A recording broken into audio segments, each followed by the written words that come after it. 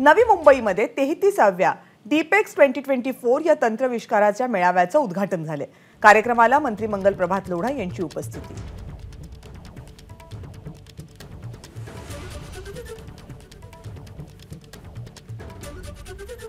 आणि मुंबईसह कोकण किनारपट्टीमध्ये उष्ण आणि ढगाळ वातावरणाचा अंदाज व्यक्त होतोय। मराठवाड्यातल्या काही भागांमध्ये पावसाची शक्यता आहे। उत्तर भारतामध्ये मुसळधार पाऊस आणि जोरदार बर्फवृष्टीचा अंदाज हवामान खात्याने व्यक्त केलाय।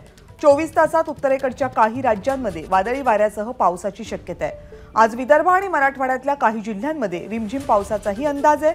मुंबईसह कोकण किनारपट्टीवर दिवसभर उष्ण आणि ढगाळ वातावरण असेल।